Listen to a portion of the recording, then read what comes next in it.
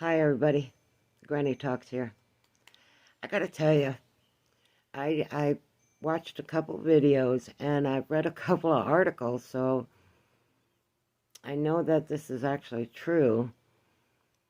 They are putting animal cat pens into public places where humans go to the bathroom. And I know I'm old. But during all these years that I lived, and I know that there are health department rules against that kind of thing, especially since these pans are not going to be used by so-called humans, although it'll be human waste going in these.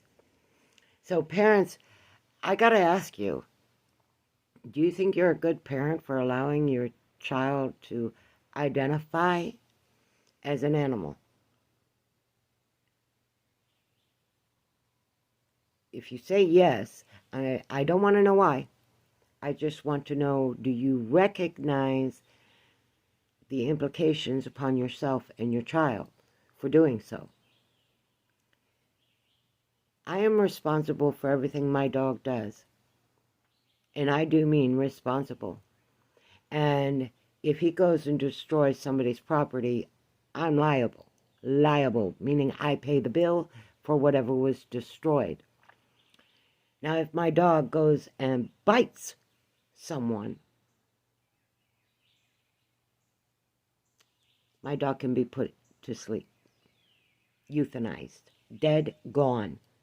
If my cat were to bite and claw someone, my cat can be euthanized. So, are you going to put the same laws and restriction on your pet children as all the other animals have to live by? That means no more technology, out the window. I am not going to pay $700 for a big paw to be slapping on my phone or other technology for them to destroy. They do not have the proper phalanges to be able to properly work. Now, I've seen birds work it. I've seen a few cats. But my cat goes and sits on my laptop and hits every key on the board and totally messes it up. So I can't let my cat do that either. Now, you want to be able to bring your pet children to school, right? Are you going to send them to dog and cat training academies first so they know how to behave around children? So they're not jumping on, clawing at, biting on, hitting, and other things that animals do to each other. So, are you going to put them through, like, dog training courses where the dog can learn to sit, roll over, play dead, and other tricks before you put them in a public school? And they better have collars with IDs claiming you as their owners, because if your children are declaring, I identify as a cat or a dog, they are now 100 times more your responsibility than they were as children, just people. If my dog goes over next door and digs a huge hole in my neighbor's yard to get to a mole or an armadillo or whatever creature is burrowing under the area there, and it goes over there and digs this big hole, do you know that I'm responsible for that hole? If my dog or my cats damage fence, I'm responsible.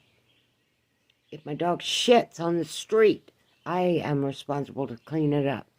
And you want people to put cat pans for human beings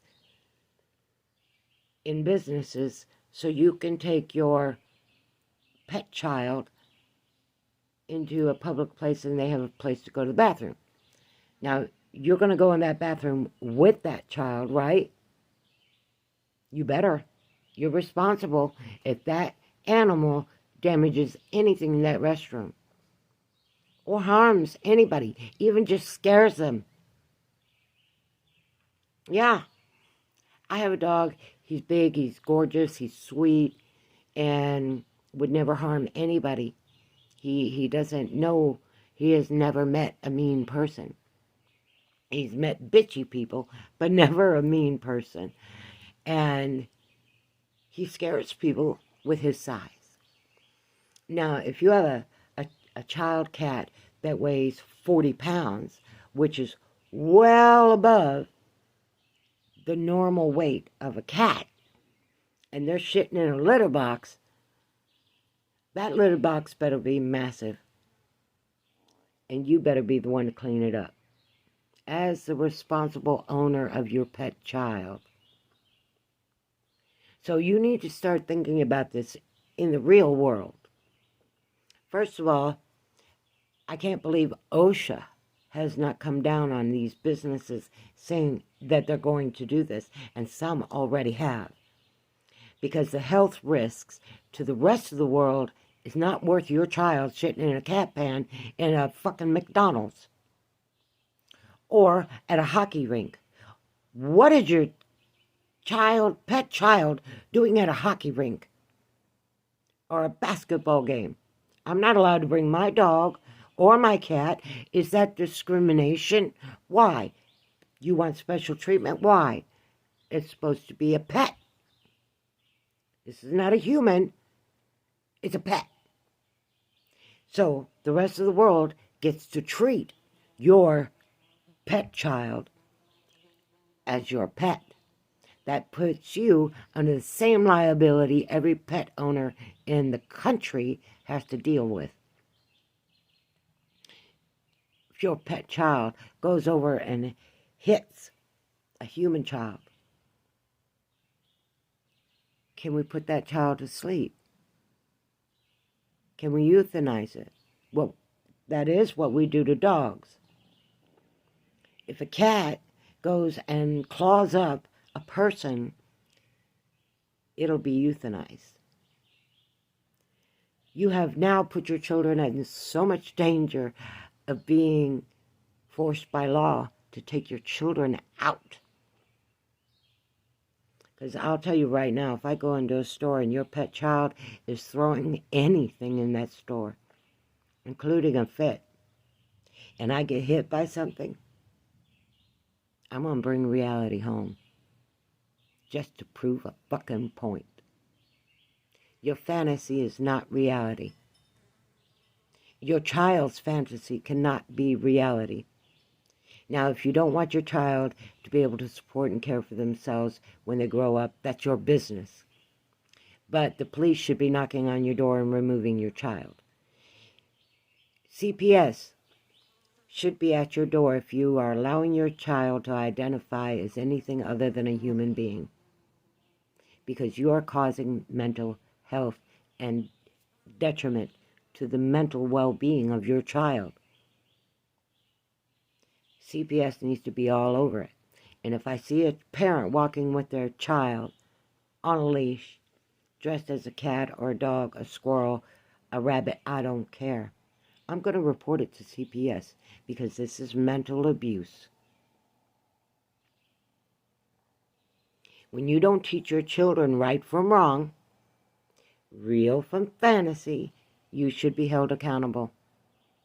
100% accountable. And if I walk into a store that has cat pans, litter pans, and it's for humans, I'm going to throw a fit in that store until they remove them. And I will call CPS on any parent that allows their children to use those. Those are places for humans to remove their body waste, not for your child pet. Now, I call my dog my baby, but I know he's a dog. I never birthed him. I didn't breastfeed him. I got him as a puppy. And he was a tip. We didn't have a dog. Our dog had passed away.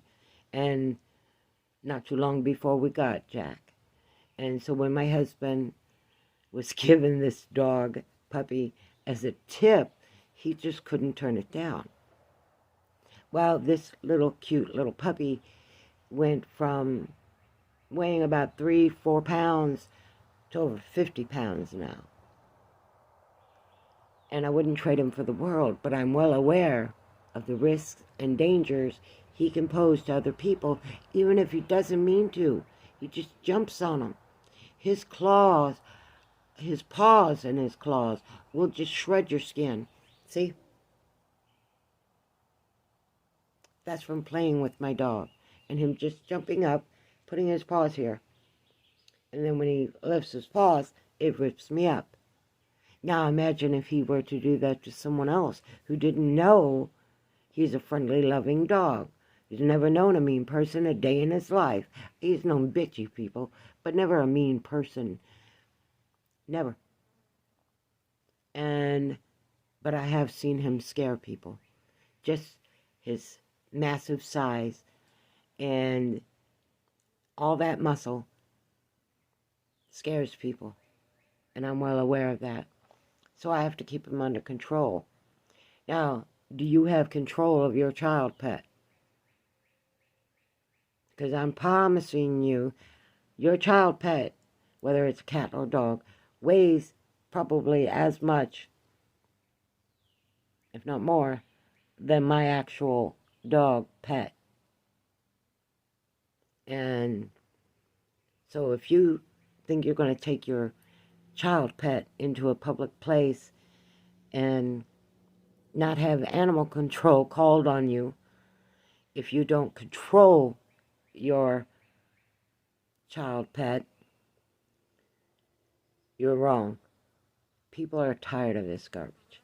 It's endangering everybody else, and no one seems to care about that except for the people that are being endangered. And if I were raising my children in today's world, and I saw a child dressed as a cat and a dog because that's how they identify in school, my children aren't going there because the curriculum they need to learn is not being taught, for sure. They're not going to learn reading, writing, math, science, or even history. So why should my child be in that school? It has a political propaganda school, and I'm not going to put my children in it. If you're promoting pride, everything, every day, when we have appropriate months to do this kind of thing, why is it being done in the schools every day? Why have I seen American flags in schools replaced with the rainbow? Are we a country of queers? I thought we were pretty diverse, yes. But for all of us to be lumped into one, I don't think so. And I know that LGBTQ plus does not like to acknowledge heterosexuals. We're like taboo. Oh, it's so cool. I've never been taboo for being heterosexual. I mean, I've been beat up for supporting LGBT, egged, hit with tomatoes, had my house toilet papered for walking in gay pride parades, and all of this to support the LGBT.